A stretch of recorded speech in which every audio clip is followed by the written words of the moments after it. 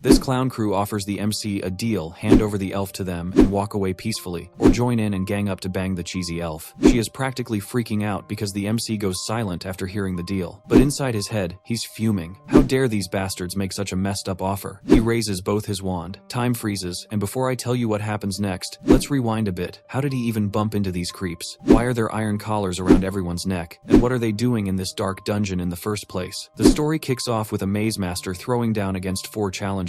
Our main dude steps up with a magic wand and basically tells the enemy it's over. Next thing you know, the wand blasts out a massive wave of fire that roars straight at the target. But the maze master slaps down 3 magical barrier circles. The blast hits the barriers, and they fold faster than me seeing a math test. The flames keep going and vaporize the maze master on the spot. Following the massive explosion, a message pops up thanking the player for completing Abyss of the Labyrinth, even on insane difficulty. The guy playing smirks and thinks, maybe I should post this gameplay on YouTube. Right after that, the game hits him with an offer to try developer mode. His mage already packs some serious power, but now it's throwing in extra abilities, which only means one thing: this mode's about to be pure chaos. He opens his character's stat window, and there's nothing, like literally nothing. So he dumps all 10 stat points into wisdom. Yeah, bro's not beating the dungeon, he's just gonna overthink every trap in 4K resolution. But wait, when the game loads, his monitor goes nuclear. The flash lights up the whole apartment. Bro wakes up to some angry dude screaming that he's a criminal and needs to walk straight. He just smirks, thinking this dream's gone way off the rails since he was gaming a few minutes ago. The guy sees him smiling and shoves him down. Our hero starts feeling pain and notices a strange blue circle in front of a group of people. A bald old man tells them they're criminals who have become slaves. He hands them a magic wand and sends them into a deadly labyrinth. If they survive and earn money, they can buy their freedom or even get into the magic academy. Our hero remembers the same stuff happening in the game. Reality hits, and he goes pale as he realizes he's basically inside his favorite game. But quitting isn't an option now they've been thrown into a dark, twisted labyrinth. He soon realizes his character's name is Caleb, and the place is crawling with monsters straight out of DC Comics. He needs to prepare himself and check the stats of the others. One of them is already terrifying Yahello with his lustful intentions. Another, the second slave, receives a divine oracle foretelling their deaths. He loses his mind,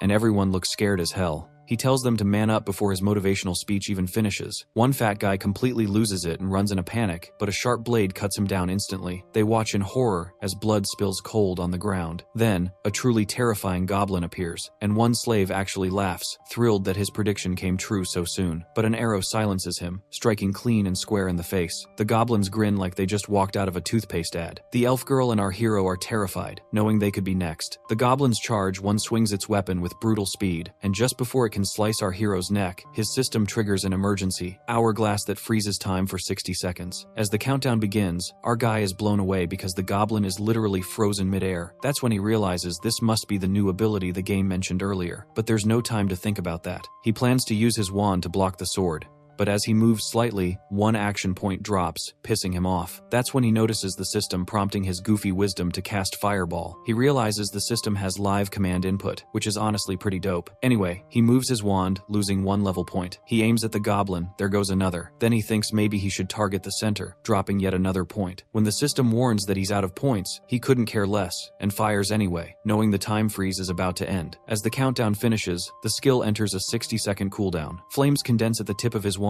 just as the goblins begin to move again, and then the fire bursts out, nearly annihilating them on the spot. The elf girl stands in shock, and as our hero realizes the goblins are truly dead, he exhales sharply, knowing he was just inches away from losing his head. He musters up some strength, reminding himself that he knows the mages in this game better than anyone. He needs to find the exit gate and trustworthy allies to fight through the monsters. He asks Yahello what kind of magic her wand uses. She's scared and barely manages to reply. It's a lightning wand. He tells her to use it on the enemies since they have no other choice but to fight. Our hero still doesn't know who or what threw him into this game, but one thing's for sure, whoever did it is going to regret it. A few years back, a huge labyrinth appeared, spilling monsters all over the world. The chaos wiped out countless adventurers and mages. To train new labyrinth explorers, they started throwing slaves inside, keeping only those tough enough to survive. That's basically what the game is about, though our boy isn't sure how much of it is true, so he's careful not to take anything for granted. The blonde elf with our boy hesitantly introduces himself as Urnil, and R introduces back, and they walk with an awkward silence.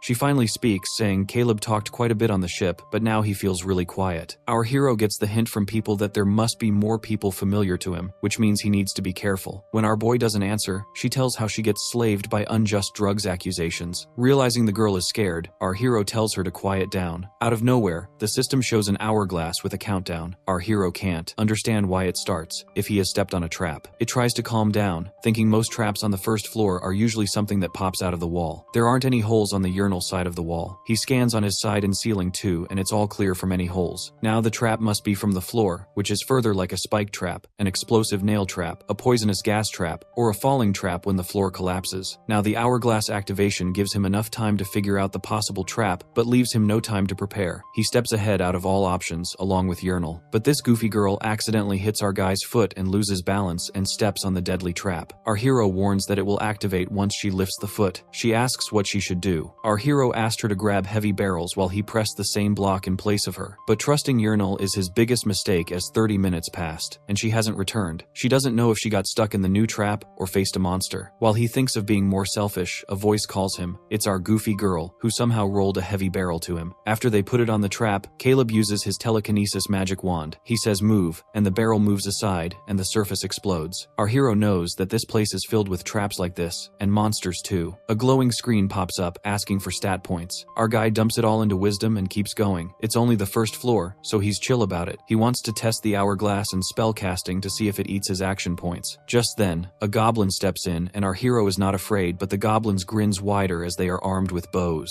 But who cares? Caleb activates the hourglass, uses the fireball magic. Time freezes and the fireball cooldown countdown begins. As he uses the fireball magic, his one action point reduces. The fire blows out of the wand and thrusts towards the goblins. It hits the goblins, cooking them right on the spot. Caleb realizes he can fire off 4 fireballs in one turn. He's basically a walking flamethrower now. Urinal is shocked, saying he has both rapid cast and chantless cast, which is crazy rare. But then she gets sad, thinking she's bad at magic. Caleb looks at her and knows she's still an elf, so there's definitely some hidden potential waiting to come out. He asks how far she can jump. She thinks for a bit, then says, maybe 4 meters. That catches him off guard, since it means her agility's actually solid. He gives her a bow and tells her to test it out. She takes it, saying she's used one before and feels good with it. Our hero tells her she'll cover them from the rear, so he'll take her staff. She happily agrees. Suddenly, she senses something coming toward them. They glance around but see nothing. Our hero tells her to close her eyes and tosses a few balls on the ground. She instantly identifies the number and distance of each one, convincing him she has an ability to detect movement through sound. She then tells Celeb that 4 people are running toward them. Our hero feels uneasy. Any surviving party in this labyrinth is a potential threat. They hurry to a corner and hide, listening to the approaching footsteps, sweating as they wonder what to do next. Finally, our hero musters some courage and steps out in front of them. Pointing his staff, he demands to know why they're following. One bald man says they have no quarrel with him, but he'll need to hand over that spicy elf. The bald leader says their weapons can't break his shield anyway, so fighting is useless. He even tells Caleb to join them, saying they can share the elf together. Urinal is shaking, calling out to Caleb, but he stays quiet for a moment. He's shocked anyone would even think of something that messed up. Then he fires back, telling them to get lost, and Urinal actually gives a small smile. The goons ask if he's joking, but Caleb stands firm with full confidence. The leader gets annoyed and orders his archer to take Caleb out. Right before Urinal releases her arrow, Caleb activates the hourglass. Time freezes, and he notices all the enemies standing in a puddle. Perfect setup. He casts a lightning shock, sending electricity straight into the water. He knows it'll make them drop their weapons, so he follows up with a fireball aimed right into the puddle. With only one action point left, he targets the bald goon and uses it without a second thought, completely draining his action points. Time unfreezes and the goons freeze instead, shocked by the sudden fire and lightning around them. Lightning hits the puddle, and they instantly regret messing with a mage. Their weapons drop as a fireball lands in front of them, filling the whole area with smoke. Baldy panics and tells everyone to run, but before he even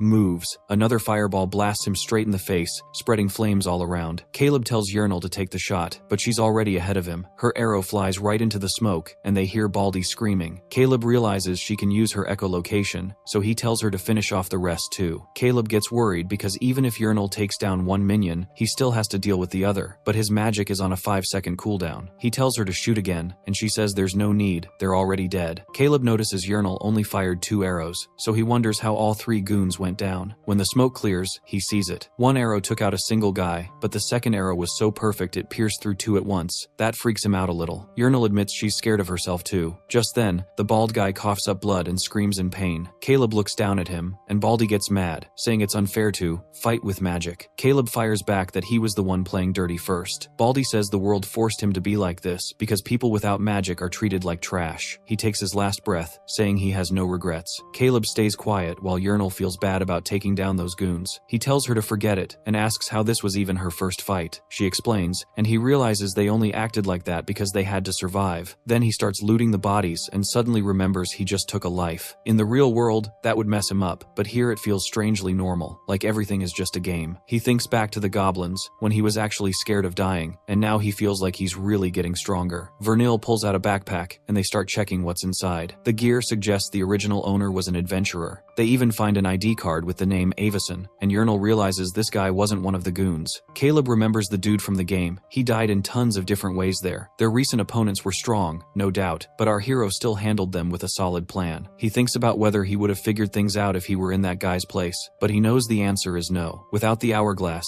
he would already be dead. He doesn't want to rely on luck or powers alone. He tells Yarnell to keep moving. He keeps reminding himself that he needs smart plans with no mistakes. This might be a game world, but it feels real. He has to survive. On the road, the elf starts slowing down, worn out after 12 hours of walking and fighting goblins. Seeing that, our guy calls for a break, and she lights up with relief. They set up a small fire and sit to eat. She offers him some bread and quietly thanks him for saving her twice. He tells her it's nothing, but she looks up and asks what would have happened if he'd taken that disgusting deal. Our hero simply says he doesn't turn back on people he trusts, and that simple answer wells up her eyes. She tells him to sleep, and first, she takes the guard. Without shame, our hero goes straight for the nap. The system dings, leveling our guy to 3, and telling him to spend his stat points. After thinking it over, he dumps everything into wisdom again. Now he can check his allies' stats, and sees the elf also hit level 3. Her agility's insane, plus, she's got sound mapping and blindness immunity, so he pumps all her points into agility too. When he wakes and tells Yahello to rest, she's already half asleep before hitting the bed. Just before passing out, she asks what he's up to. Our hero picks up his staff and casts a fireball. The blast hits the target perfectly. He smirks, noticing the power has definitely improved. It's not just a dream. Yahello is half asleep, but can't help admiring our hero's skill right before dozing off. Caleb then decides their next goal is to find the exit gate. Next morning, as they head out, the elf asks how long to reach the gate. He says it's hard to say. 3 paths stretch ahead, and he figures the gate's spot is random, meaning it's all up to luck, which he's never had. After walking a bit farther, they finally spot the exit door, but a party is stationed in front of it. Our hero grips his staff, noting their gear, and realizing they're experienced fighters, so they'll have to be careful. A dwarf calls out, asking if he's from the Academy's slave team. Our guy nods, sensing no threat. The dwarf, Vertanen, turns to a priest named Emma, and asks when the Academy last sent a group in. She thinks and says yesterday morning. Our tiny tank dwarf says it's impressive they made it this far, and guesses the elf dropped magic for a bow. Yahello tenses, curious how he knew. The dwarf eyes the 2 wands and says the guy must be pretty sure of himself. Our boy lifts one wand, saying he is. Tiny Tank asks if one fires fireballs, and he raises the other wand, like wanna find out? The boss glances at the cat guy, asking what he thinks. His name is Jikal, who says they can't sit here forever. Emma adds that since the kid seems sure of himself, they should just take him. The boss sighs, saying confidence means nothing if he's still a slave tier mage, and if he's like that clown Avison, they're in for a letdown. Still, everyone knows they're out of options. Hearing the name Avison, Caleb wonders if that's who they lost, and asks if they're missing a teammate. The dwarf nods and explains they ran into a black hornet on the first floor, and Avison didn't make it. He says it's a shame since he actually liked the guy, even if his magic was weak. Emma snaps back that Avison isn't dead yet, and reminds him they used a soul preservation spell, so they can still revive him with a resurrection scroll. Tiny Tank sighs and asks where she expects to find one right now. Our hero suspects something. They found the exit but can't beat the boss behind it without a mage. If it were a troll or salamander they'd be fine, but a flying boss would make them eye Yahello for her bow. But they are wanting a mage and the speed of an elf. Then the conclusion is that the boss monster is a venomic spider. Caleb says it out loud, and the entire group freezes. Emma, Zekel, and even the dwarf are stunned that a slave mage knows about it. Caleb knows the venomic spider fills its lair with poison and webs, moves at high speed, and can slow or blind its enemies. Once trapped, you are as good as dead. Only a fire mage can counter it by burning the ceiling, clearing the webs, and grounding the spider. Caleb calmly says he is the only one who can. Emma immediately votes for him to join, and Zekel agrees. Finally, Tiny Tank tells our hero and Yahello to join as temporary members, but Caleb declines, shocking everyone. Even Even Yernal asks why, saying it's their best chance to reach the gate. Caleb explains that the boss fight opens the exit gate, but the others are hiding that it only lets 4 people through. It weakens, with each crossing, turning from green to yellow to red, and collapsing after 5 minutes. Only 1 slot is left and they need him, which means Yernal would be left behind. Her eyes welled up just with that thought. Tiny Tank's offer doesn't sound very tempting. He says our hero, he wishes he could take both of them, but they only need 1 mage. He offers a chance to survive if Caleb lets the elf go. Yernal looks at him with a big question in her eyes. Caleb stays silent, weighing the choice. The offer almost sways him, but if he stays a slave after escaping, they'll just dump him with the rejects again. He'll never find another Yernal. With full confidence, he says he won't abandon her. Everyone's caught off guard, though our guy doesn't get why the elf's surprised he already turned down their gross offer. Instead, he throws out a deal, saying they should just hire him. The boss stares, wondering if he's serious about skipping the exit but still wanting pay. When our boy asks for 10,000 gold, the boss snaps. The elf's shocked too, but he's got it all figured out. Their loot's worth a bit, and that amount could buy both their freedom. The group starts arguing until a couple of them admit it's probably better to just take the deal. Caleb figures they have enough money since they hired a pricey priest. They're worn out and rushing to revive Avison before his preserved body fails, so they'll have to take the deal. Jakal shrugs,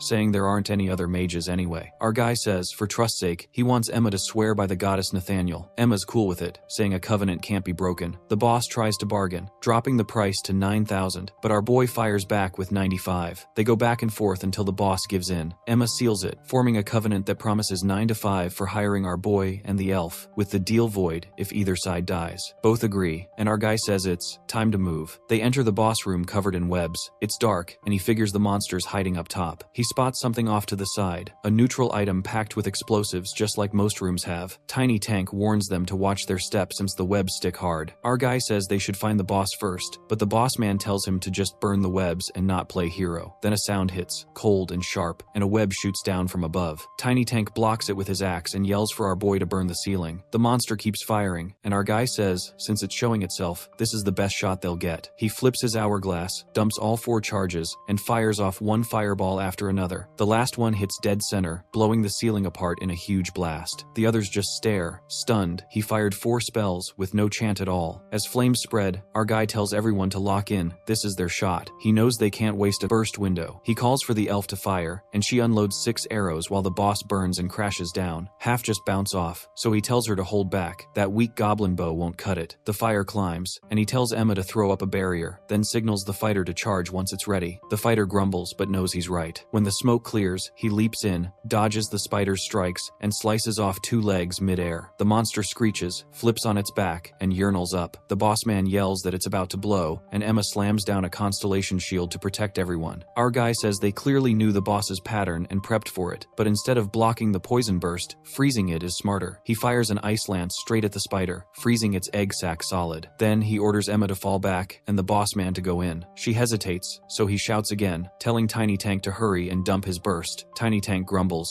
but charges, saying the kid's got an attitude now. He jumps high, brings his axe down with a move called a Great Shattering Cleave, and cracks the boss's skull with a quake that shakes the room. Pulling his weapon free, he says it's over, but our guy reminds them that with bosses, there's always a chance of a second phase. Everyone starts celebrating, saying they finally did it, though it was only the first floor boss. Our buddy still grips his wand, and the elf notices. He says they just said the magic word, they got it. She tilts her head, then looks up like he said, and instantly freezes in horror. The ceiling's packed with spider eggs. The others look too. Emma can't see well, but the Jekyll freaks out, yelling that it's crawling with hundreds. Even the boss man's stunned, saying he's never seen anything like it. Our boy snaps into action, telling the elf to roll him the explosive barrel. She does, but the boss stops it, asking if he's supposed to feed it to the thing. Caleb says, yeah, just aim for the ceiling, and tells Emma to light up the elf's arrow. She nods and gets to work. Caleb tells Yernal to shoot an arrow at the ceiling, and she fires, bursting a cluster of eggs. Tiny Tank spots it, grabs the piss barrel, and throws it high. Our boy catches the cue and activates the hourglass. He fires 4 fireballs that spiral up and hit the barrel, blowing it apart. Tiny Tank's crew murmurs about his silent casting, wondering who this guy actually is. Slave or not, his talent's unreal. A bright flash signals the exit gate opening. Our boy exhales, finally done. Raiding with skilled players helps, but losing control like this still stings. Jekyll steps up, asking who he really is. Turns out he's just surprised, and says he's impressed Caleb didn't try to poison or kill them. Our boy laughs and says he never thought of that, but if he had, he could have taken the gate. Jekyll says he's glad he didn't, and Tiny Tank admits he's impressed too. That level of skill is crazy for a slave, and they wonder what he used to be. Our hero says he was hooked on the game and curious what his character used to do. He says he was a slave at the Magic Academy. Tiny Tank thinks he's hiding his past for a reason but won't ask. Urinal walks up saying she didn't expect them to clear it without a scratch, and calls them lucky. Tiny Tank admits he didn't expect much, and only made the contract fast because he thought they'd all die. Urinal's shocked, and our boy says that's why the fee was set that way. Still, Tiny Tank got his money's worth. He agrees but says it's not over yet. Our guy nods. Jakal asks what he means since they already found the gate. Caleb explains the settlement has to be done in the village.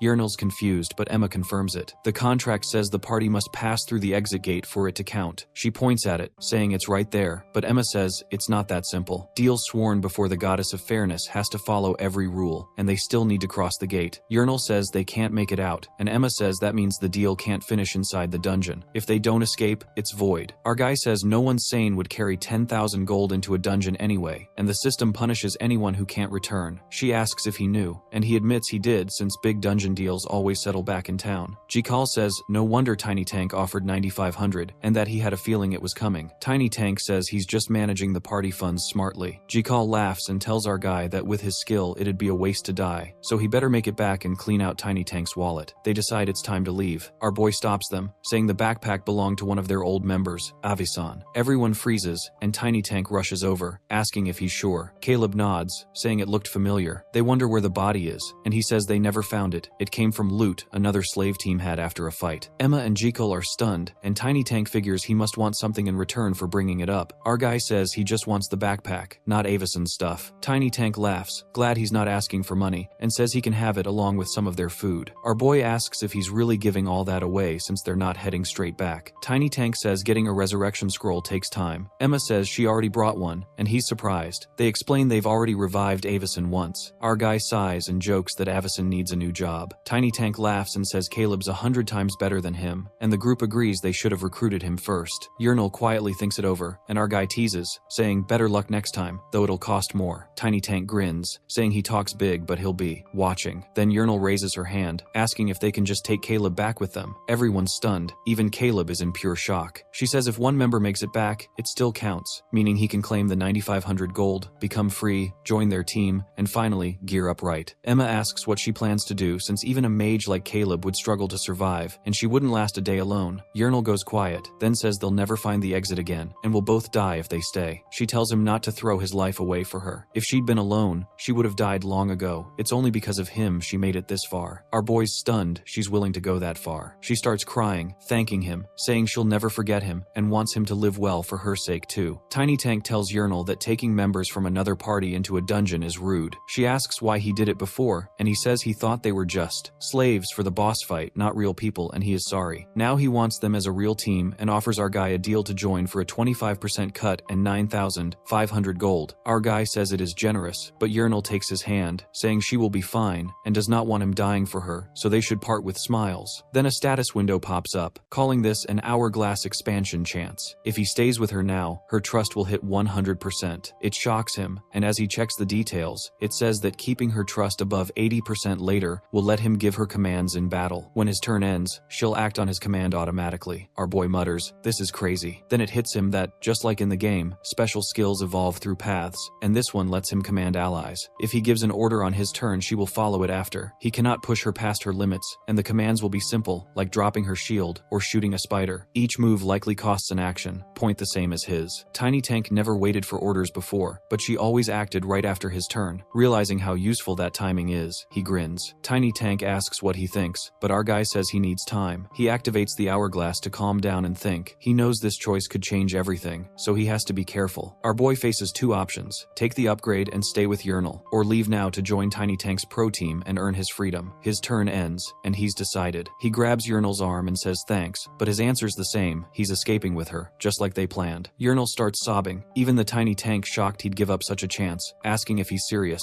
He says he is. Even in a game, he'd make the same call. Raising her is smarter long term, and he's not heartless enough to ditch a crying girl. She asks why he's staying, but he just tells her to hush. He's already stressed, and leaving her would kill his conscience. Jakal rushes over, shouting through tears that our guy's a real man. Emma laughs, saying the academy really picked a good one, and Tiny Tank just says he wants him even more now. Emma says that she's sorry to ruin the moment, but wonders how they're going to defeat the next boss alone. He asks if they could take the spider's corpse. Tiny Tank says that's not right. A touching moment is one thing, but this is something else. Caleb says this guy is autistic because he has no situational awareness. He says that he'll just buy it, and they should deduct the 1,300 from the 9,500 reward. They agree, but charge him an extra 200. Caleb agrees, and Tiny Tank asks Yernal's name. He calls her Pretty Nil, making her angry as she corrects him. He laughs, saying her sincerity was cooler than Caleb's fireball, and gives them both a token of support. He gives Yernal 4 health potions, and she thanks him. Tiny Tank says he'll buy Caleb a drink if they make it out, and Caleb tells him it better be 2. Emma adds that they can find her at the Temple of Nathaniel for their reward. She blesses them for safety, and Caleb notes the blessing gives +1 to all stats for 12 hours, with immunity to curses and decay. They decide it's time to head back to town, giving one last dramatic stare before the gate, like heroes in a cheap movie. Jakal yells for them to remember his name, though he's pretty sure no one will. Emma wishes them luck, and Tiny Tank digs through his bag, muttering that it's farewell for now, and pulls out an E-ranked mana stone. It glows and counts as one person through the gate. He rolls it in, and one slot lights up. He tells them to find him at the Adventurers Guild if they survive, saying he knows they'll come and he'll be waiting. The gate closes, and Yernal drops to her knees, wondering why our boy stayed, and how they'll clear the exit room now. He says he knew it was a long shot, but tells her not to worry. He's played this game too long and already planned it out. He tells her not to cry since they can handle it, and should start by ripping the spider's fangs from its corpse.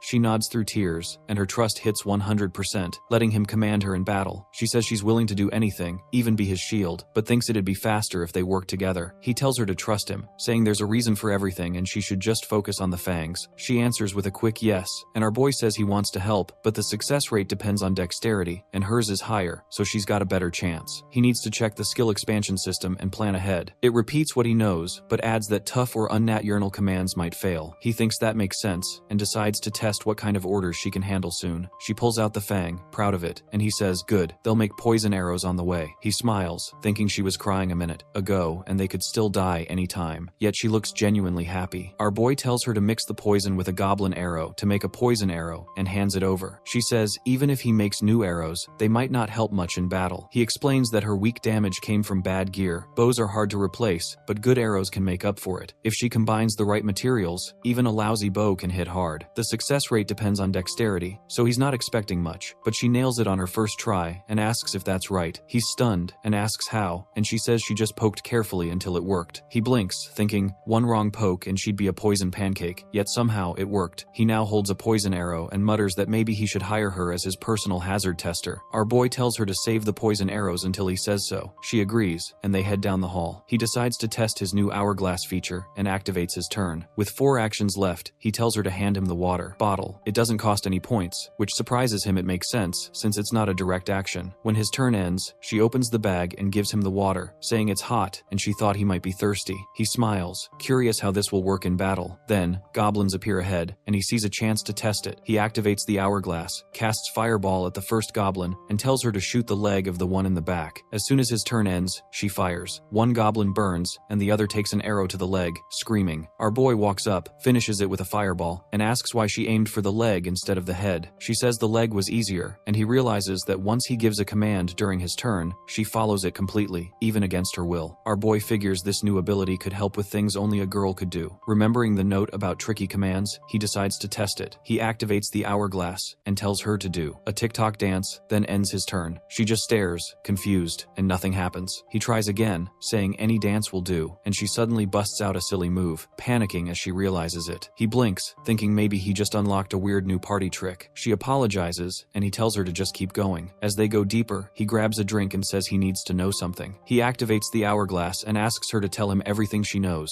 She says she heard people on the slave ship call him a murderer. He spits out his water, spraying it everywhere. She asks if he's okay, and he wipes his mouth, saying he's fine, but maybe people should mind their own business. She admits she used to think he was scary, but is glad he's not, and believes he had his reasons. Our boy nods, though inside he knows it's bad he killed a Fox Tribe teammate. He explains Fox Tribes are smart, magical, and annoyingly charming. She says the woman must have done something awful since the Caleb she knows wouldn't kill without cause. She remembers him saying the Magic Academy puts one experienced adventurer in each 4-person slave team. Now she gets it, and is relieved he's the one with her. He says he's still trying to figure out who he was before ending up in this body, basically a midlife crisis in dungeon form. As they turn the corner, she suddenly gasps. They have found another exit room. He says he expected one eventually, but reaching it this fast feels too lucky, and makes him uneasy. Then she points ahead and tells him to look. Someone is lying on the floor. She says it's Avison, and that soul preservation magic makes him look asleep. He's pale and clean, so he must be rich. Our boy agrees only nobles can afford that magic. She says it's her first time seeing it, and he wonders if they could return the body for a reward. Then he sees one of Avacyn's legs is missing. He asks if she hears anything eating nearby. She listens and says yes, an awful sound but no wings. He frowns. If the black hornet killed him, it should still be around. He says they should check, but she says they don't have to go far. As she peeks around the corner, she points to a black hornet larva feeding on the body. Our boy stares. The parent is gone. If adventurers had killed it, there'd be battle signs, and leaving its young behind makes no sense unless it ran from something stronger, something that shouldn't exist on the first floor. Our boy suddenly realizes something terrible and asks if any adventurer has gone missing on the first floor. She says she's heard of one, a rogue named Baik Otaek, who vanished after beating a black hornet alone when his team fell. She asks why he wants to know. Our hero is sure now. A rogue is the worst matchup for a mage. He asks if she has ever heard of a possessed adventurer. She hasn't. He says it is rare but happened once in the game, the exit boss on the first floor. It's when an adventurer's soul is taken by the Labyrinth master, turning them into a mad servant who fights with their old skills but is far stronger. No wonder they reach the exit so fast. The master's toying with them. He mutters a curse, realizing how bad this is. Yahello senses his fear and starts crying, asking if they're doomed. He steadies himself and says they'll handle it. When she asks if he's sure, he grins and says, of course he's here. What could go wrong? The scene cuts to a tavern where the bartender's cracking up at our tiny tank. He says no chantless spellcaster exists, since even one is a once-in-a-century flex. The bartender adds he's lucky to be alive and pours him a drink. When Tiny Tank points out he didn't order anything, the bartender grins and tells him to drink up before it disappears, still roasting him. The bartender asks about Jackal. Tiny Tank says the kid's new but dependable. The bartender jokes that every rookie Tiny Tank brings ends up broken and calls Jackal a future. Baik Otaek. Tiny Tank laughs, saying Baik was a legend on the first floor, maybe even strong enough for the second, but his recruit isn't at that level yet. Then he sighs, saying it's still hard to believe someone like Baik got taken down by the Labyrinth master. The bartender agrees it's a real shame. Tiny Tank takes a sip, grins, and says the worst part is whoever faces that legend as a boss, may the gods weaken them first. Just then, the door bursts open, and a woman rushes in, crying and yelling at Tiny Tank, asking if it's true her son Avacyn is dead. He apologizes and says yes, Avacyn got killed by a black hornet. She breaks down, saying she trusted him to protect her son. Her other son steps in, saying they should stay calm and listen, since it's not anyone's fault. His voice hardens as he vows not to let it end like this, and says he's already planning a rescue. Tiny Tank says the magic preserving Avacyn's soul lasts a week, so revival is still possible. Scroll will be ready in 3 days, and they'll leave then. Avacyn's brother, Clarence, says that's too close and asks if they can go now. Dwarfy says he'll use a tracking spell to find his brother, adding that a genius mage helped them make it. When Clarence asks who the mage is, the bartender says it's a slave who casts spells faster than people blink. Tiny Tank sighs, saying it's real. Clarence frowns, thinking they're messing with him. His mother hopes that Mage found Avacyn's body, but Clarence looks ready to explode. Tiny Tank says maybe, since the team had only 2 people. Clarence groans, saying he's sick of hearing about that duo. His mother snaps that now isn't the time to pout, and promises a fat reward to anyone who brings her son back. A lizard nearby overhears and slides his chair back, asking how much she'll pay. He claims his crew works the 3rd floor, and doesn't fumble like Tiny Tank. Clarence shuts him down with a death stare, telling him to stay quiet unless spoken to, and the lizard runs away, like his browser history just went public. Clarence then tells his mother that throwing money around will only attract the wrong kind of people. The mother says if she doesn't offer a reward, no one will find Avacyn. Clarence says he'll go himself with the dwarfy. Tiny Tank is chill with that, saying if a 5th floor mage is joining, that's even better. Clarence says it's his brother, so he should be the one to bring him back, and he's curious about that genius mage too. Our hero tells Yahello they should call it off. She's confused, but he explains they've waited too long for the dwarf's party. The caterpillar will die in 2 days, and once the scent fades, other monsters will swarm in. It's the offspring of a 1st floor boss, so they can't stay idle. He knows it's valuable but insists they move. Yahello suggests waiting for the next exit room, but he refuses, saying if Baik Otaek is really here, a 1st floor party won't last. Their only chance is for the 2 of them to take him down and escape. When she asks if they can win, he smirks, saying there is a way, though it won't be easy. She agrees to do whatever it takes, and he grins, saying good, because their plan will be rough. Later, after some rest, there's a huge explosion in the hallway. Goblins panic as one gets shocked, and another takes an arrow to the head. Our guy says their hellish training starts now. They'll need to take down 100 goblins. She's horrified, but he's already charging ahead, and soon they're mowing through goblins in a fast-paced montage. He explains that level 5 is the 1st floor limit, and they're just over level 4 after beating the spider. With 2 days of non-stop training, they can reach it, and hitting that mark unlocks a new special ability. He plans to collect only the best magic stones, and tells her they're going after the goblin shaman next. She's clearly exhausted, but he he pushes on, saying they need its scrolls. That night, they rested near the caterpillar. He praises her, while she's flat on the floor, barely breathing. He says they're finally ready. She notices the caterpillar breathing weakly, almost like her, and he says it'll probably die tomorrow since it hasn't eaten in days. Then she hesitates and quietly wonders if they should feed it avicen. Caleb says things have gotten intense, but not that insane. Damaging a soul-preserved body's a serious crime, but at least they've gathered everything they need in time. She asks what's next and sees him filling an orc barrel with water. He says it's part of the plan and almost ready, so they should rest. She offers to take first watch, but he's already lying down, saying he needs to sleep first to recover and plan ahead. She glares, giving off killing intent, and he laughs it off, promising to take an extra half hour on his shift later. That softens her, and she tells him to rest well. He mutters that she's got a scary side and asks her to wake him in 2.5 hours. As he enters rest mode, both their levels rise from 4 to 5, unlocking a new special ability for him. Caleb says they're heading into the exit room next. She hesitates, asking if he's really planning to face the boss looking like that. He tells her not to worry, what she sees isn't everything, and they'll still win. She says that's not what she meant. She just can't believe he's actually wearing that. He says of course, since the black hornet egg is tough and makes great armor, though the poor caterpillar's still whining. She mutters that it reeks. The doors open, and they step into the boss room. A man sits on a throne before rising to face them. Caleb calls him out to fight. Baekotake laughs darkly, vanishes, and suddenly appears behind them, attacking in true backshot style. The hourglass activates,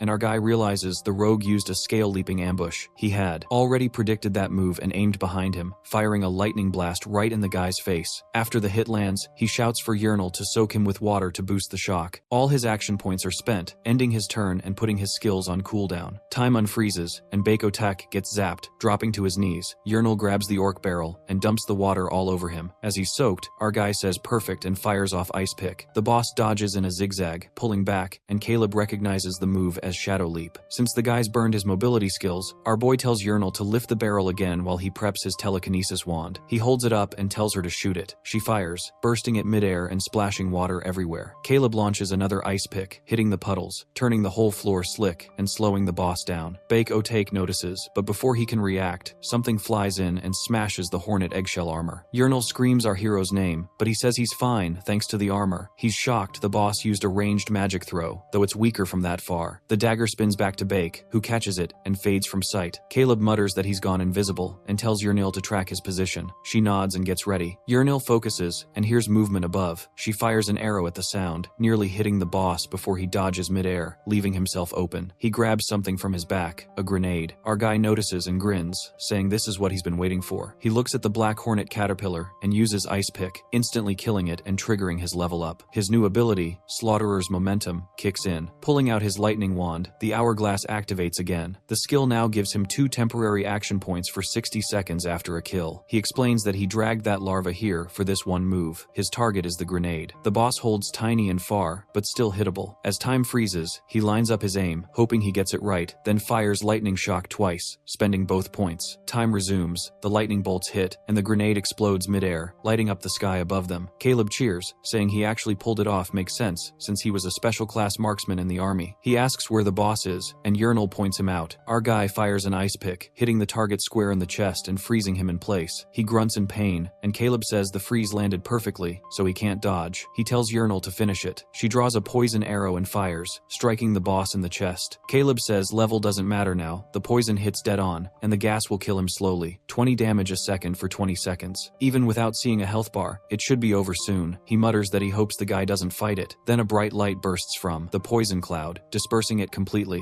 Caleb groans, saying he shouldn't have counted on luck, and tells Yahello to move to plan B. He really didn't want to use it. A possessed adventurer is the worst kind of enemy, since they can still use their special abilities from when they were alive, and the boss now looks furious. The good thing is that our boy already prepared a plan B if the poison failed. Back then, Kim planned with Yahello to shoot one poison arrow first and wait to see what happens. She's like, shouldn't we use both to have a shot? Kim says their enemy once soloed a black hornet, and that's what's bugging him. If the guy can handle poison, that explains a lot. He's fast and skilled, but there's no way he fought that thing without getting stung. So if he got poisoned and lived, maybe he's got some way to heal it. Yahello goes, so you think Baek can cure poison? Kim says, not exactly. He's a rogue, not a mage. If it wasn't a potion or scroll, it's probably some built-in ability. The real question is if he can cleanse it right away. Yahello says if he can, they're toast. Kim grins and says, nah, that's when we go to plan B. They had to because Baek has already activated adrenaline surge to restore his HP. His eyes glow, and as the dude uses another another speed ability, he is literally eating the distance against our boy, who is already sweating because the hourglass still has 3 seconds left on cooldown. Yahello asks if she should loose the poisoned arrow, but he stops her because the enemy will easily dodge the arrow at the current speed. He finds no option but to begin combat, and uses his first lightning shock at Beck, but Beck dodges it, and then, with blinding speed, reaches our hero and snaps his hand. Our hero yells in pain, but Beck picks up a dagger and is just about to finish our boy. Caleb finally signals the goofy-ass Yahello to hit Beck, but Beck looks at her and drags our boy far away from Yahello's aim. Our hero's plan B ends up getting him stabbed by Beck's dagger. She can only helplessly watch him. Our hero feels hellish pain and brings out potions to heal, but bastard Beck steals one from his pocket, pissing our hero further. After he drinks the potion bottle empty, he attacks again, but luckily the hourglass finally activates. Our hero takes his time to drink his next potion, while Beck stands frozen inches away from stabbing again. Somehow, his plan B gets him back on track, and now he's throwing potions like crazy. He even uses a scroll as the freeze time ticks. As he uses the scroll, he tells Yahello to shoot the bastard Beck. Before sipping another potion, he farewells Beck, and the hourglass also resets. Beck's dagger hits the protective armor of our hero. Beck looks shocked, and our guy restrains him tightly, telling him his confusion is legit, but this was simply the magic armor scroll effect. Then he yells at Yahello to shoot. An arrow shoots toward Beck bullseye. It hits right in the back, and poison starts to expel out. Our hero still clings to him even in poison, and keeps drinking potions while the air around them grows dense with poison. Finally, Beck coughs blood in pain, and the hero still drinks potions in order to survive. Beck still slightly pushes our hero away, and pulls up the dagger. He tries to strike our boy, and just before penetration, the dagger falls. Beck falls unconscious, and the hero is also about to log out because of the deadly poisoned smoke. Yahello leaps toward him, begging him not to die already, and feeds him more potions. But even after emptying multiple bottles, she finds no hope and weeps. Suddenly, a gate opens, and it's Caleb, who musters up some strength to stand. The goofy-ass Yahello, mid-cry, starts to explain about her shot, but our hero knows he used a special skill of curved volley to auto-aim on Beck. Then, he asks Yahello if there are still 2 open slots on their gate. She replies they have. He tells her to bring Beck and Avison with them. Back at the tavern, a dwarf asks Clarence why he enters. Clarence says his brother's life is on the line, so wants to enter the labyrinth to help him. The dwarf tells him that his scroll is just ready, but he can't enter the labyrinth before 5 a.m. Clarence figures the soul spell's running out. More scrolls won't help if they don't save his brother soon. His thoughts are interrupted by Emma, who tells them to reach the labyrinth office as soon as possible. When she tells them the first floor exit gate is opened, the new leaves them shocked. Clarence even demands reassurance. She reassures them to move their asses fast. At the labyrinth, Scarlet stands in front of the gate. She is disappointed why no one is coming out. She hears a voice and turns out it's Clarence. They both are here for his brother, Avison. Just then, the gate's energy changes, and Scarlet gets near it hoping Avison will come out fine. A freaking rotten face appears out of the gate. She yells the hells of her soul as they face each other. The zombie face dude falls on the ground, taking everyone by surprise. Clarence immediately realizes it's Avison. The gate turns green before it throws out another rotten dude. Emma figures it's Beck from his red hair. Scarlet is vexed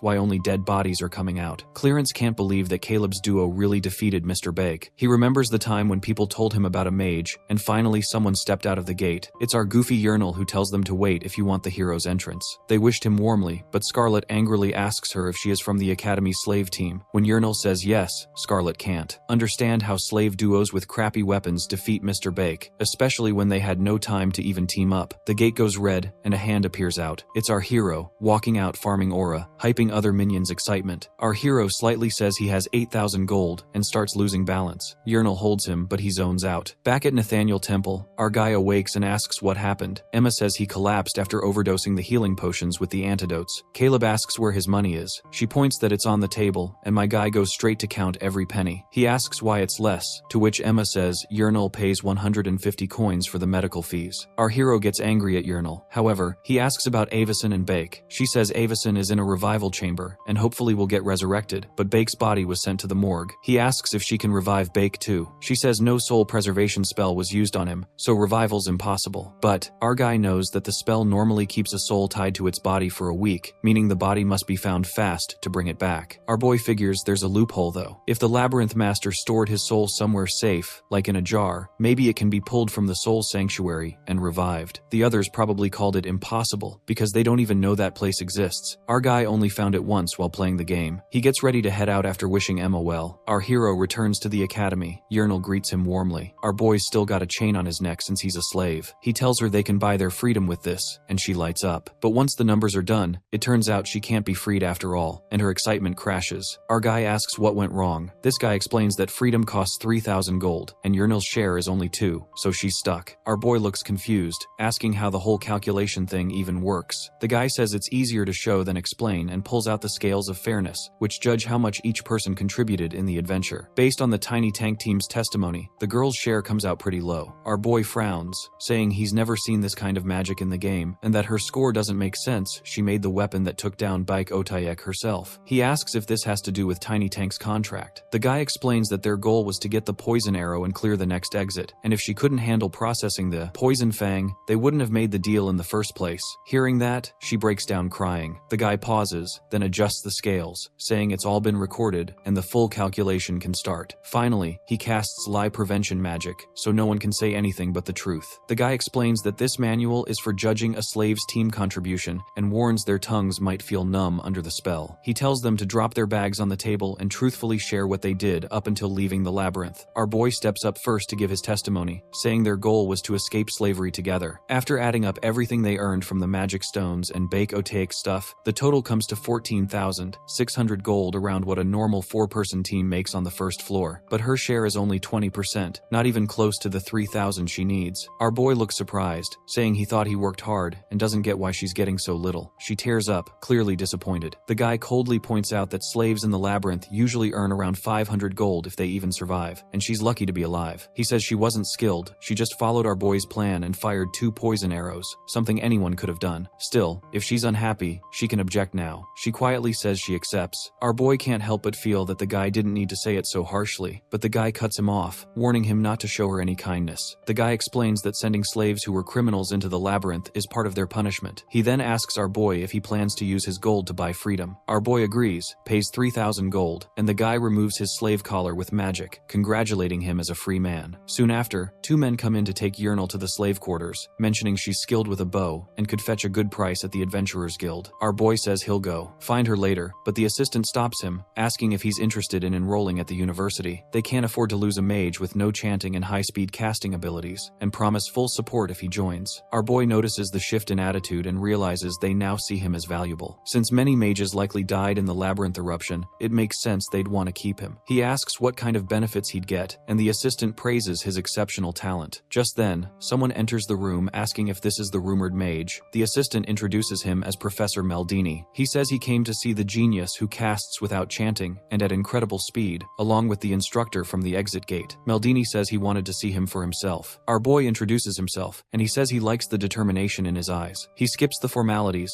and asks one thing, what he believes is the mission of a mage. He answers that it's to create new magic or defeat labyrinth monsters. Maldini shakes his head and says he's wrong. He tells him there's a mission far more important than creating new spells or fighting monsters, eliminating otherworld possessors. Our boy's heart sinks as he explains that countless people have died from labyrinth eruptions, and after years of research, they discovered the eruptions happen because of those possessors crossing into this world. If they stay out for over 2 weeks, the labyrinth erupts to wipe them out. No one knows why, but it keeps the peace. Hearing that, our boy mutters that even as a free man, peace isn't meant for him. Maldini goes over his record, noting he used to be an adventurer from Wyndham and became a slave after killing a teammate claiming she was a possessor. That shocks him, and he smiles, saying he'll fit right in. He then tells him to join the possessor identification club he leads, joking that he's not one himself, right? Our boy stays silent, realizing he'd be in serious trouble if he answered carelessly, since the lie prevention magic is still active. Our boy goes quiet for a moment, making the professor curious about his sudden silence. Truth is, he's scared the lie detection spell from earlier might expose him. The professor gives a sly smile, saying it's odd for him to hesitate over such a simple question, which only makes our guy more tense as he struggles to come up with a safe answer. Just then, Clarence walks in to greet the professor, saying it might be too soon to recruit our boy since he's still shaken from the labyrinth. The professor welcomes him, remarking that a hardworking man always gets a good harvest, hinting that even Professor Isilov must have taken an interest in our guy. Clarence steps in again, saying that with his quick, clean casting style, he's better suited for labyrinth work than for hunting otherworld possessors. The professor doesn't like the interruption, but Clarence smiles, and tells our boy to take his time and think about joining the Labyrinth Exploration Club. After the talk, our boy walks out, relieved that the lie detection spell finally fades. He tells himself that if anyone tries tries using it on him again, he'll probably end up fighting them. The thought of such a spell annoys him. It's too convenient, too invasive. Sure, it can help catch liars or criminals, but he hates the idea that it can strip someone of their secrets. While he's calming down, Clarence catches up to him and introduces himself as a senior mage, and the brother of the guy our boy saves. He thanks him sincerely, saying it helps him find his brother's body easily. Our boy says it isn't a total loss, since he's free now anyway. Clarence apologizes for staying quiet earlier, saying it feels wrong to talk while the spell is active. That surprises our boy, who says most people find using that kind of magic rude. Clarence agrees and explains it's actually only allowed during slave evaluations. That's when our boy realizes the spell has strict limits and gets even more irritated thinking about how carelessly the professor uses it. Clarence apologizes for the professor's behavior, saying not everyone at the university shares the same hatred for isekai possessors. He breaks down how things work. There are three main factions with their own beliefs. The first is Professor Meldini's group, all about hunting down possessors. The second is Professor Iselov's, which supports them and handles labyrinth exploration. And the third is the Professor Dahlstream faction, which actually reveres them. He explains that Dahlstream studies ancient texts about the connection between possessors and the master of the labyrinth, believing that beings can control human souls and drive people insane. Clarence goes on, saying, Dahlstream thinks there's only one mage who can resist that madness, a possessor known as the turn-based system sorcerer. That name stuns our boy. Clarence says old records describe this sorcerer as someone who can stop time itself and bend reality at will, though most of it sounds more like a vague legend than a clear truth. Clarence mentions that the Professor Dahlstream faction is the smallest, with only a few mages keeping it running. When their talk ends, he tells our boy that his professor is waiting and leads him inside. Professor Islov welcomes him warmly and explains that his club focuses on studying strange phenomena inside the labyrinth, secret rooms, monsters, and the ecosystem, but their current priority is investigating possessed adventurers, not isekai possessors. He then shares his theory about Baek Otayek, saying the man isn't truly dead and that his soul might still be trapped somewhere in the labyrinth. Our boy knows more about souls than the professor realizes, so he stays quiet, while Isilov asks him to help find Baek Otayek's soul. The request actually sounds simple to him, since he's done something similar before, but he hesitates, knowing he wants to avoid Meldini's faction and that Dahlstream's group would be a hassle. After thinking it through, he decides joining Isilov's club is his best option. He then asks if he can form his own team for the club's missions. The professor is surprised but smiles, saying most students prefer joining experienced groups, though there's no rule against it. Our boy agrees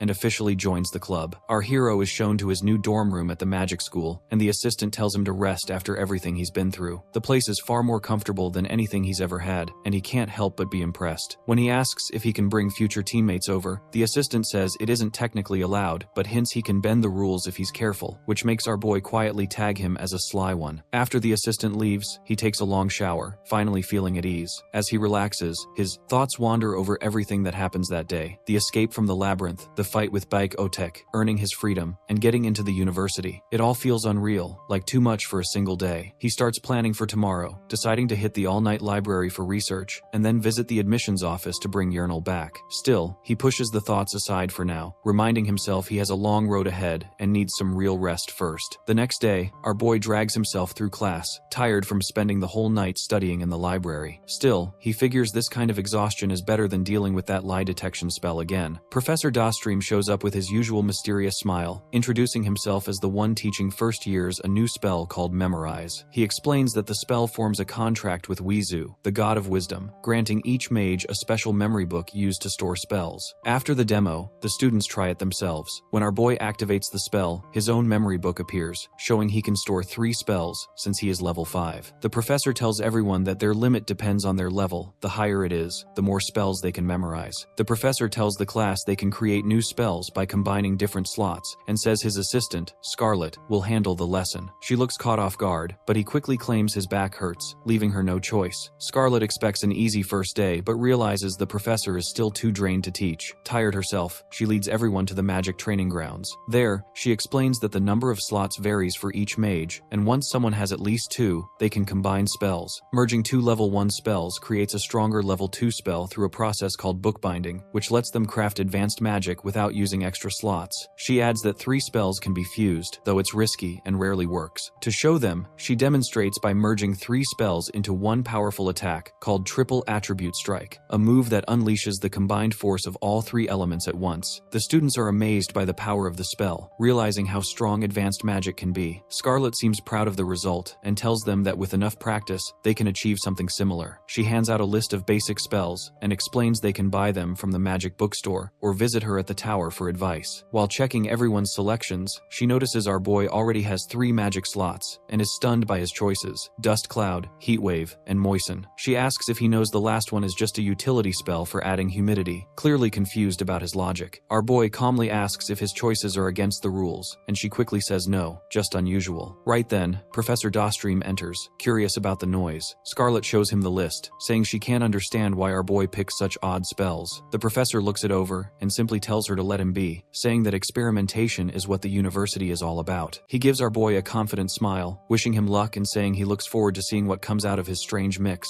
That evening, our boy returns to his dorm, relaxed, and starts working with his memory book. He registers his 3 spells, then begins combining them through bookbinding. Merging Dust Cloud and Heat Wave gives him a new level 2 spell, Dust Explosion, which packs way more power than a regular fireball. Excited, he tries again and gets another level 2 spell, Heat Wave, which causes damage and even sunstroke. Finally, he combines all 3, Dust Cloud, Heat Wave, and Moisten, and creates Thundercloud, a strong lightning-based spell. Looking at the results, our boy is thrilled. He plans to test them soon and buy a lightning staff to use them better. After finishing his work, he reminds himself there is still one important thing left to do. Meanwhile, Yahello sits locked up at the Adventurers Guild, accused of drug trafficking and waiting to be sold. Hearing the guards talk about her breaks her spirit, and she fears being sent back into the labyrinth again. As she is led to another room, she mutters sadly about missing our boy, thinking she will never see him again. But when she opens the door, she freezes. He is standing right there, waiting. Our boy looks calm and says he could never abandon a companion he risked his life with. The sight of him leaves Yahello speechless and deeply moved. Our boy reaches out to Yahello with a confident smile, promising to make her truly free and asking her to come with him. As they walk outside, she worries about still being in debt. He tells her not to stress. He has a few ways to clear it, starting with collecting the reward for bringing back Avison's body. He is surprised to hear only 100 gold has been paid. Clarence explains the rest is on hold since the university might seize it before Yahello's freedom is official. She will get most of it soon, but has to stay in her assigned quarters for now. Our boy then tells her there is another way to clear her debt. She can join him in his next trip into the labyrinth. If she does, she will pay off everything and finally be free. He shows her a bow he has brought as a gift, saying it is her choice whether to stay or walk her own path. After a moment of hesitation, she asks if he really plans to keep adventuring. He says yes. Even if he isn't much help, he will still try his best. Moved, she blurts out that she wants to stay with him and keep being his companion. Our boy smiles when Yahello says she wants to stay with him and tells her they will keep going together. He also mentions he has already found another teammate, which surprises her. She gets excited and wants to meet the new member right away, though he warns her not to expect too much. That night, Yahello stays at our hero's place. She is all joyful after wearing new clothes and equipment. She walks to her room, and while opening the door, she thinks tonight she will take a warm shower and looks genuinely excited. But the moment she sees the freaky face of Bake, she freezes in shock and screams.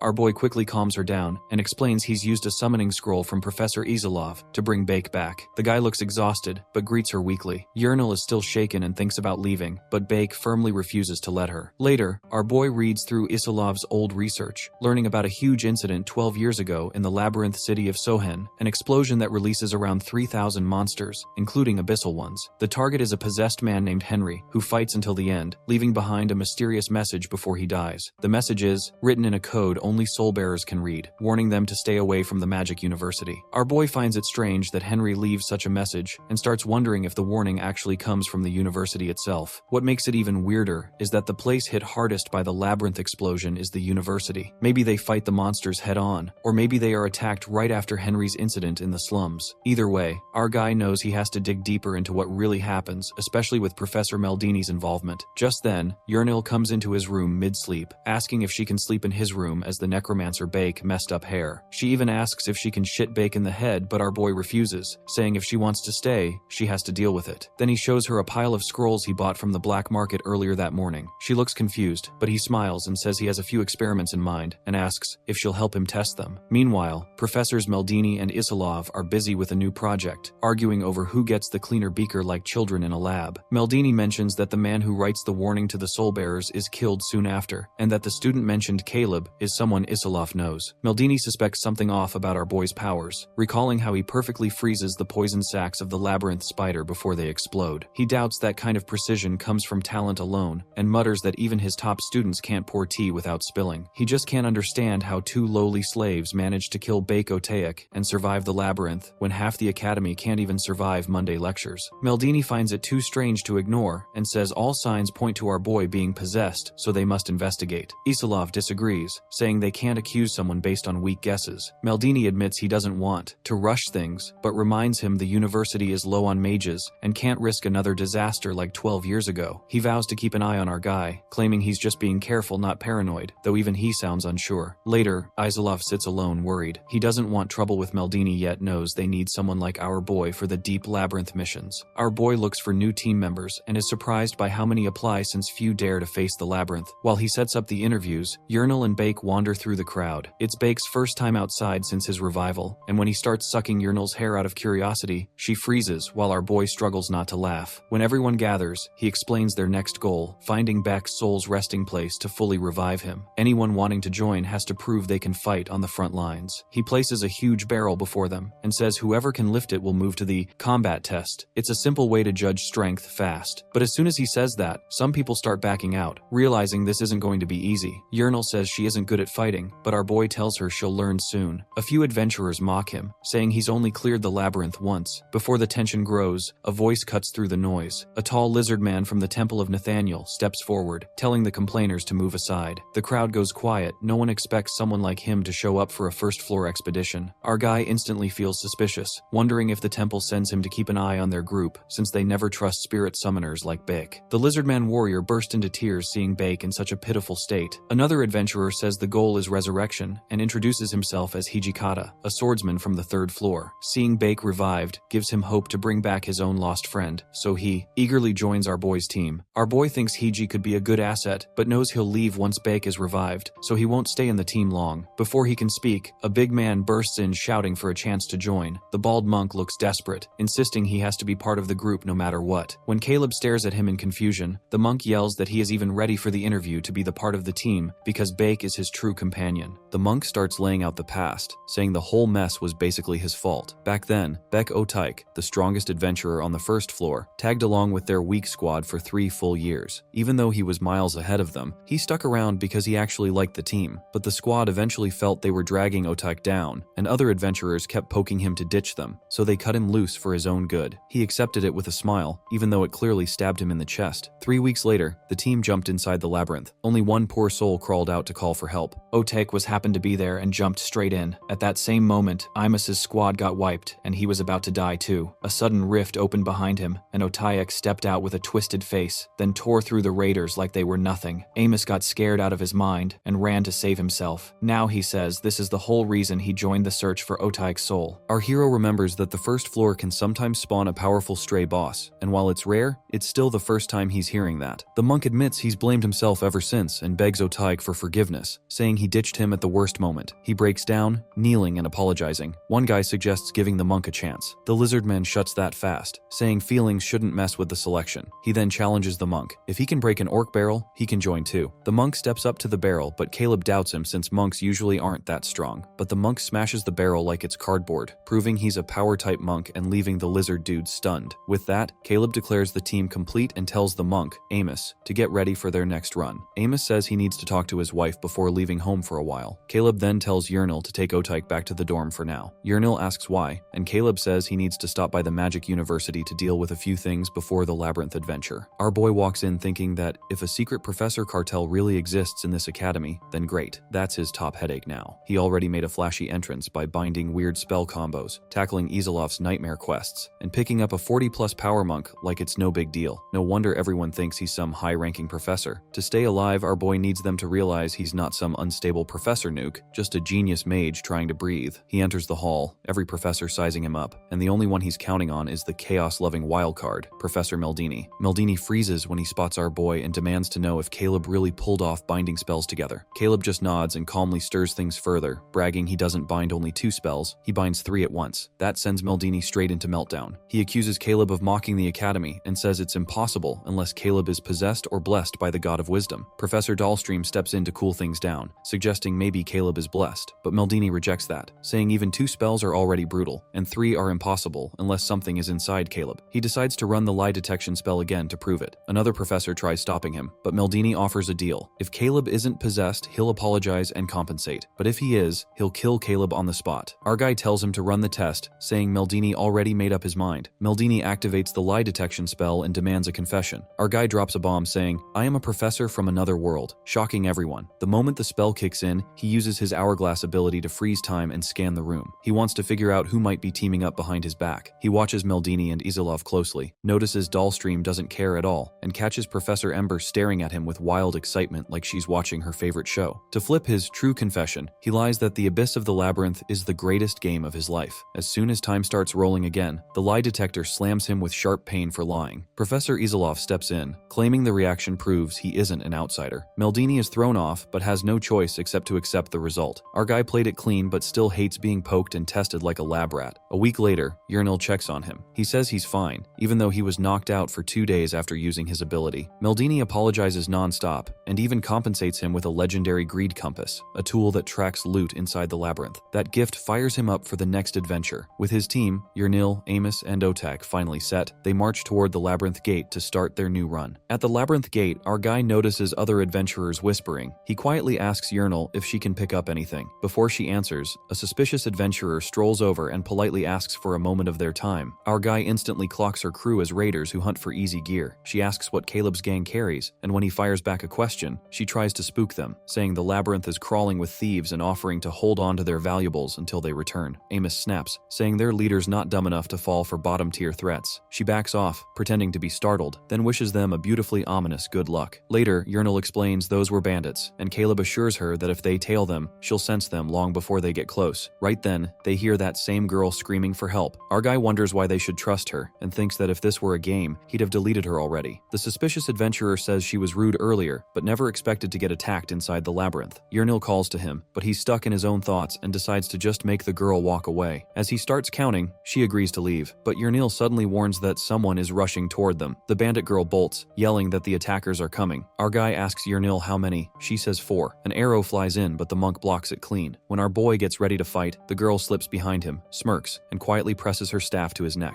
Amos figures it out instantly, but it's too late. She casts Jester's spell disruptor. Our guy tells Amos not to panic. The hourglass kicks in and the attackers freeze on the spot. Now our boy sees it. The smug bandit's real target was Yurnil. On top of that, the spell disruptor scrambles his magic. Meanwhile, Yurnil is getting zapped. Our hero is annoyed, realizing he got played, but there's no time for whining. He remembers flipping the hourglass to shave the cooldown down to 60 seconds. His ability timer burns down fast, but the hourglass buys him just enough brain space to act. He whips out a special scroll he prepped earlier, one that guts enemy skills. With only 3 seconds left, he shouts that they're done for and unleashes his lightning shock spell. The blast nails the bandit girl perfectly and rattles the other goons. She hits the ground hard, stunned by how it even worked. Our guy calmly thanks them, saying they proved his suspicions spot on, and states that wiping them out is simply the correct answer. When she tries to beg, he tunes her out and ends her with a dust explosion spell. Another goon panics, yelling about why his disruptor isn't doing anything. Our guy freezes time again to scan the field. He spots a dwarf hiding between them, puppeteering from the back, explaining why Yurnil sensed 4 footsteps earlier. He fires another lightning shock and tells Yurnil to shoot the dwarf. Their combined attack erupts into a massive explosion, knocking out several enemies and wounding the rest. The wolfman freaks out, clueless about what's happening. Amos clocks him, and the guy immediately pleads for mercy, but the monk stays dead silent. The wounded dwarf also begs. Our guy just says he won't hesitate, and blasts them both with another lightning shock. After the fight, the team is wiped, especially Yurnil, who's so rattled she can barely trust her own hearing. Still, she forces herself to keep it together, wanting to be someone the others can rely on. Later, Caleb jolts awake, realizing he passed out thanks to the scroll's nasty side effects. Amos tells him he's fine. While Amos digs through the loot, our guy only grabs what actually matters: 5 mid-tier healing potions, 1 time reduction elixir, and a corpse resurrection scroll. He sorts everything with telekinesis like he's speedrunning cleanup. He tells the team to move out, and Yurnil agrees, then suddenly freezes, saying she hears something weird in his pocket. Our guy pulls out the legendary greed compass Meldini gave him. The team remembers it can sniff out treasure, but he reminds them their real mission is restoring Otite completely. Yurnil feels awkward for the false alarm, but our guy tells her she's doing great. Then she mentions hearing water, and he snaps to attention, asking her to lock onto it. She leads them to the Spring of Blessings, a rare source that pops up whenever it feels like it. Legend says drinking it grants ancient power. Our boy asks Yurnil and Amos if they want a fountain blessing. Amos says he tried before and got nothing, while Yurnil feels proud he can finally help. Our boy figures the fountain only reacts works when someone's stats and weapon skill line up. He asks Amos if he's ever tried the spring with his current weapon. Amos says no, so our guy pushes him to go first. Amos dips his face in and instantly unlocks a massive skill, smashing Gaia, yelling in pure disbelief and hype. Next, our guy tells Yurnil to try since she's around the same level. She dips in, comes out with a triple shot, and beams like she just won the lottery. Then she nudges our guy to try too. He hesitates. Mages usually get nothing from the spring, but curiosity finally drags him in. The moment his face hits the water, a weird interface appears. Turns out his wisdom stat passed 10, unlocking intro skills tied to his hourglass power. Our guy scans the options. One lets his hand or staff move freely without touching anything. Another lets him burn a second from the hourglass to erase cooldowns or nasty effects. A third lets him rearrange spell slots whenever he wants. And the last lets him control a weaker teammate, though pushing them too hard might send them into temporary madness. All four look cracked, making the choice annoying. After thinking it through, he picks the direction modifier since it fits him best right now. The team thinks he almost drowned when he comes up gasping, but he waves them off. He starts testing his new hourglass skill, and a message confirms it's active. He's extra pleased it doesn't cost any action points. On the way, the monk is holding something weird, so Yurnil asks about it. He says it's a charm from his wife. That blows her mind because, well, monk. She asks how that works, and he explains they met at the Adventurers Guild. She was the first to team up with Beck Otaik, and she sent him on this mission for free because she knows how much he owes Otaik. Yurnil calls his wife impressive, but our guy starts sweating. This sounds way too much like a death flag. Then suddenly, Beck bolts forward and starts digging. Our boy instantly gets it. Otak found his own soul. It's stuck in some weird area between floors, something people call floor 1.5. The monk even says he's heard rumors about it. Before he can go on, Yurnil panics again, saying she stepped on something. The monk shouts for them to run, but our boy stays calm and says he saw this coming. He even thanks her for opening the way. A hidden entrance to floor 1.5 reveals itself, and he tells the team this is their next destination. The squad reaches floor 1.5 and realizes it looks like some retro village straight out of an old school game. Our hero tells them to keep their mouths shut or the sentinels will hear. Those things are the floor's local guards, always roaming in huge packs and way too deadly to bother fighting. Our boy tells everyone to relax, avoid trouble, grab Otaik's soul jar, and get out. He's played this section more times than he cares to admit, so he follows the correct route and reaches the soul sanctuary with zero doubt. But when he opens the door, the entire room is packed with soul jars, normally used for adventurers, but every single one is empty. Yurnil asks how they're supposed to find the right jar, but our guy says the real one always stands out. Sure enough, he spots a single jar glowing bright green on a high platform and points it out. No question, that's Bayek Otaik's soul. He warns them that the guardians will charge the moment they touch it, so the plan is simple. Grab it and sprint back to floor 1 to revive Otaik. But before they do anything, Yurnil notices another glowing jar close by. That freezes our boy instantly. If there's a second one, someone else died here too, and recently. He starts running mental laps, trying to figure out what the appearance of a fresh soul jar means for this part of the labyrinth. Whatever it is, it's bad news. Before he can settle on a theory, Yurnil blurts out that someone is running straight toward them. We watch an injured adventurer stagger inside, shouting for his friend to run. The friend refuses to ditch him, no matter what. They crash into the soul sanctuary together. Our hero spots the lizardman warrior Bernard barging in. Bernard starts yelling at our guy for slacking in a place like this, and he adds that the monsters chasing him are seconds from busting in. Our hero is already annoyed that this goofy lizard decided to drag chaos behind him. Our hero asks why Bernard is even here. Bernard claims it is the Order's doing, and he guesses their purpose is the same because it is tied to Nathaniel's divine revelation. Right then, his teammates shout that monsters have slammed into the entrance. Bernard fires off a defensive spell, sealing the doorway to block the first wave. Then he demands backup from our guy. That finally pushes our boy past his limit. He wanted this mission quiet, clean, and low-key,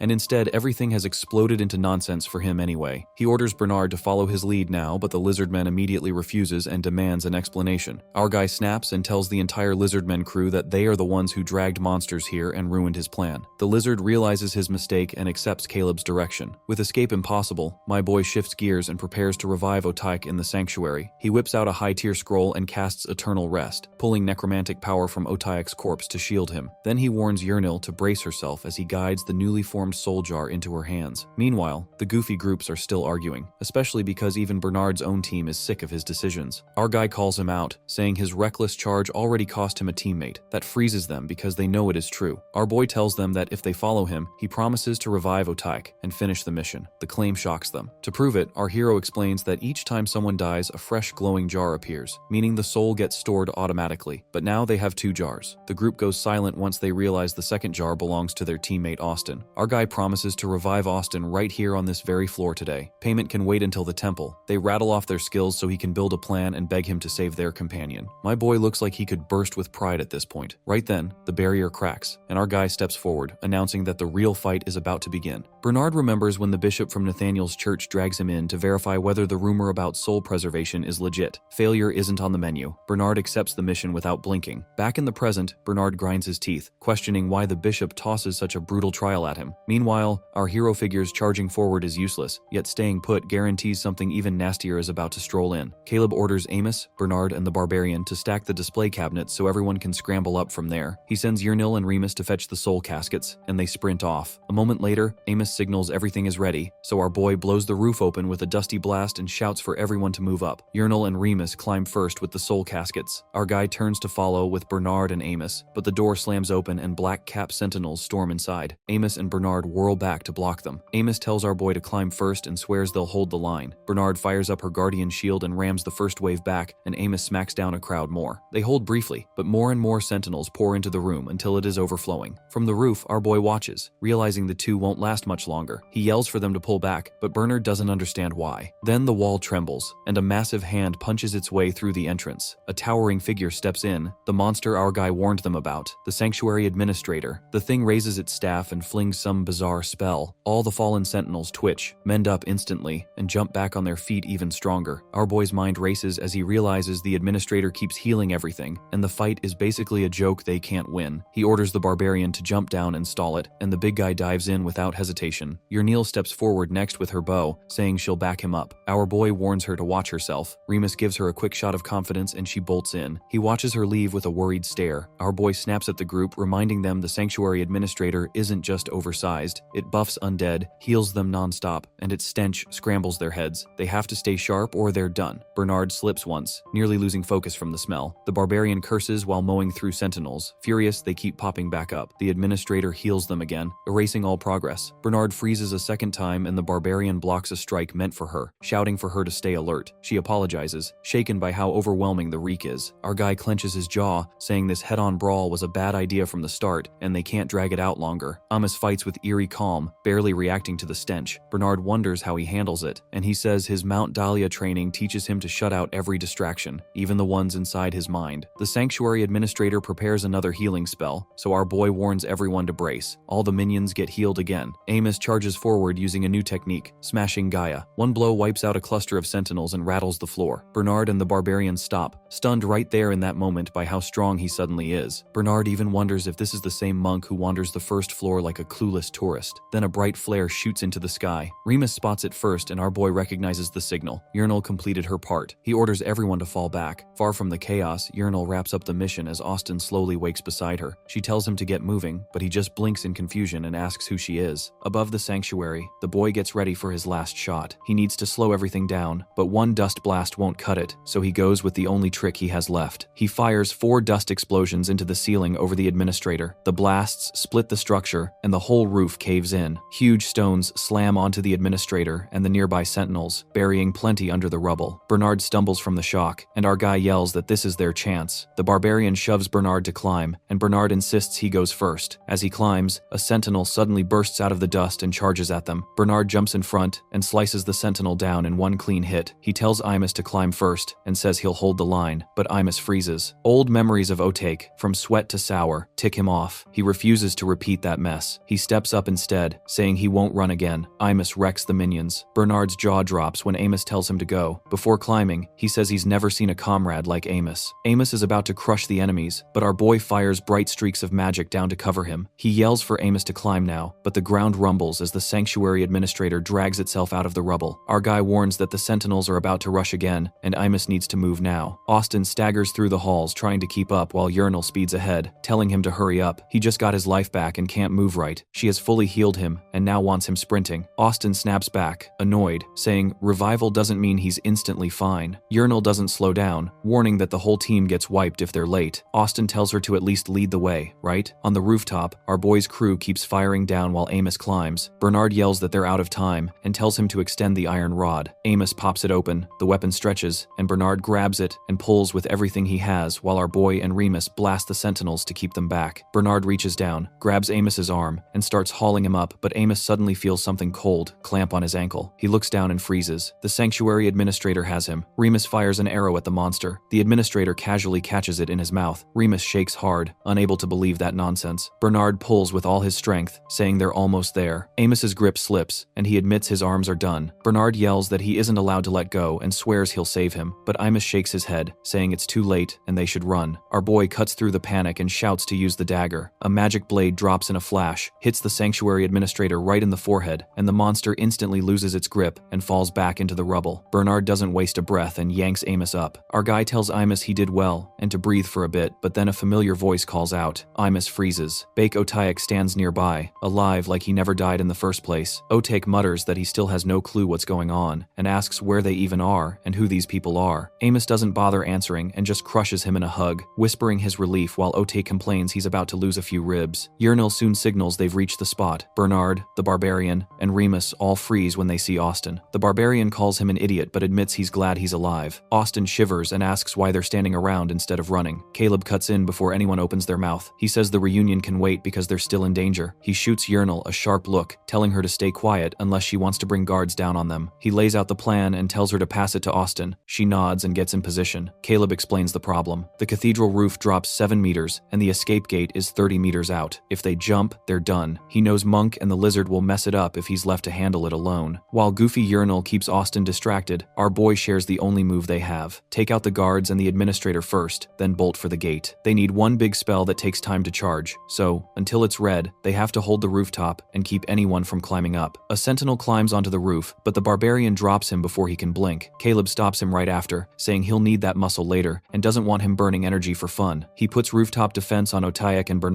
Bernard agrees without fuss. Otaek grumbles that Caleb isn't the leader, but the whole squad snaps at him to shut it and follow the plan. Amos calms him down and says Caleb's the leader now, so he'd better trust him. Remus asks if Caleb can stop the incoming enemies. Caleb says he can. He'll freeze them solid with a massive lightning spell, then they'll bolt for the gate. He sends Yahello and Austin to hide and wait for his signal, and Yahello quickly passes the instructions along. Their job is to ring the cathedral with a mud wall once the clouds roll in. Austin agrees, and they slip toward their spot. Our guy looks down at the administrator working below. The admin isn't charging blindly. They're clearly trying to trap them inside. Our guy stays steady, thinking his next move will break the whole setup. He raises his staff and begins chanting Cumulonimbus. A system alert pops up, and dark clouds gather. He stacks the spell 4 times. His points run low, but he says it's enough. The plan is easy. Box the water in with a mud wall so none of it can escape. Our guy activates the hourglass, freezing time. In that still moment, he calmly builds more rainstorm clouds until he hits 7 layers. A massive black cloud swells over the cathedral, heavy and angry. Rain slams down. The squad stares, unsure what they're even looking at. Our guy casts a lightning spell, and a blinding bolt blasts into the ground like pure hell. Austin can't believe any of this is real, but before he can even think, another massive lightning strike crashes down. Yahello snaps at him to raise the earth wall right now. He agrees quickly, realizing that if a first-floor mage like Caleb can throw out magic like this, then all the rumors about him being a genius were never exaggerated. The ground rumbles, and a massive earth wall rises, wrapping the whole cathedral. Austin admits he only does it because Yahello bullied him into it. She says the barbarian goes first, and a huge shadow drops as he leaps off the roof and lands hard enough to crack the floor. Up top, our guy looks down and tells Amos he's next. Amos is already bracing himself, ready to go wild. Our guy orders Bernard to buff him. Bernard casts radiant power and packs Amos with strength. Feeling the surge, Amos is fired up. He grabs Remus first and yeets him off the roof. Remus screams all the way down until the barbarian catches him like a bag of groceries. Bernard steps up next, tells Amos he's counting on him, and gets launched too. The barbarian catches him clean. Our guy hands Amos a pile of bags, and Amos tosses them down one after another, each one caught perfectly. Watching all this chaos, Otaek finally asks why Caleb doesn't just nuke everything from the start if his spell is that crazy. Our hero shakes his head and says the sentinels, maybe, but the administrator won't even blink. He tells Otaek to listen to the heavy thuds. Otaek is clueless, so our hero spells it out. The administrator is punching through the earth wall. If he gets out, the sentinels keep reviving. The wall won't last, and the storm has a timer. He tells Amos that once he gets across, he and Otaek must use Shadow Leap. Amos nods, grabs him, and swings him off the edge. Our hero hesitates but still asks to be thrown properly. Amos gives a full swing, sending him flying, and the barbarian catches him safely. Yahello runs over, saying the plan is working and they'll be out any moment. Our guy agrees but keeps his eyes on the roof. Amos and Otaek still need to cross. Up top, Otaek freezes again, still stunned by the mage. Amos snaps him out of it. He tells Otaek that once they're out, he should join our guy's party. Otaek doesn't get why, so Amos explains that because he used to be an exit boss and carries the Labyrinth mark, most parties won't take him. Only our guy will. Otaek hesitates, then mutters mutters that Imus is acting like some old uncle, but agrees anyway. Imus ignores the jab and tells him to move. Otek uses Shadow Leap, and in a blink, both brothers appear beside the group. The barbarian and Caleb cheer when everyone regroups. Right then, the earth wall starts cracking apart. Our guy says it doesn't matter anymore and shoves everyone toward the gate. They burst through together. Yurnil lets out a relieved yell with Remus cheering beside her. Austin stares at Caleb like he's seeing a different species entirely. Remus loudly agrees, and Bernaconker sees in silence, knowing the entire escape comes from Caleb reading their abilities on the fly. The Order's mission is complete. Soul preservation works. Austin standing here proves it, but Bernard knows one thing. None of it happens without Caleb. They'd be corpses. He figures Nathaniel sent them to Caleb not to save them but to teach him humility. His thoughts snap when Amos suddenly collapses, grabbing his leg. Turns out he's been hiding a deep wound. Our guy freezes, shocked at the sight. Our guy recognizes it instantly, a rotting ray, a low-level necromancy curse that eats the heart after a while. Amos says it hit him when the administrator grabbed his leg. Caleb demands to know why he kept quiet. Amos gives a weak smile and says it wouldn't have changed anything. Otek asks how he ran fine on the rooftop. Amos admits he only felt like he could. Remus yells at Bernard to heal him, but Bernard says the curse is way beyond him. Amos pulls out a talisman and asks our guy to give it to his wife. He promises he'll return but admits he won't be able to keep that promise. His hand trembles, and the talisman slips. Our guy catches him and refuses to let him go. Yurnil says his heartbeat is fading. Bernard prays, but our guy remembers the relics, the soul system, and the preserved soul on floor 1.5. There's still a chance. He lifts Amos and tells Otek to follow, sprinting toward the gate without answering Bernard. They reach floor 1.5, and Amos is still breathing short-lived relief. It dies fast when they see the administrator and sentinels waiting in the misty corridor. He watches the sentinels line the path to the gate. A soft green glow drifts from Baldy's chest toward the cathedral depths, his soul being dragged into the reliquary. Our guy realizes that's where Imos's soul is being kept. Yurnil and Otek appear from the gate. Otek asks for a plan. Our guy can only think of the reliquary. They need the soul back. Otek moves to help, but our guy tells him to wait the sentinels charge. Our guy needs time, just 13 seconds for the dungeon hourglass to cool down. He fires a dust explosion and blows several sentinels apart. Yurnil drops another with an arrow, and Otek cuts one down with his dagger. Our guy follows with lightning shock, scorching the ground. 9 seconds left. Time crawls. Bernard's party bursts through the gate, and Bernard promises he won't let him die until Nathaniel finally rewards him. Our guy is just glad the noisy lizard shows up right on cue. With them holding the front, he pushes ahead with his final card. He tells Otek that on his signal, he'll jump in, grab the administrator's staff, and shadow leap back. Otek hesitates, but our guy forces him to focus. He lifts his telekinesis wand and locks onto the glowing reliquary deep inside the cathedral. Slowly, he drags it toward himself, feeling his action points bleed away. Thinking of every time Amos saved them, he begs him to hold on. He's not letting him die. The reliquary drifts into his hands. He yells for Yurnil to fire a lightning arrow, and it slams into the administrator, making it scream. That's the signal. Otek disappears and reappears behind the administrator, rips the staff away, and shadow leaps back to our guy, sealing their win. Our guy orders a retreat. The squad rushes through the gate. He checks if anyone else is hurt or cursed. Everyone shakes their heads. Bernard asks what they do next, and suggests grabbing a resurrection scroll from the temple. Our guy shakes his head. They've got plenty more options now. Our boy slips into the hidden space behind the treasure room and checks the special chest that's supposed to give whatever he wants most. When he opens it, he actually pulls out a resurrection scroll. Bernard just stares, realizing this whole setup was planned but way bigger than he ever understood. Our guy stays calm and says everything's ready. He uses the scroll to raise a corpse and start fixing Amos. He has to turn him into a zombie first, so he puts the body into a deep sleep, wipes out the curse, clears the necromancy, and pulls him back to normal. Right as he's about to finish, Amos suddenly pops up and everyone jumps.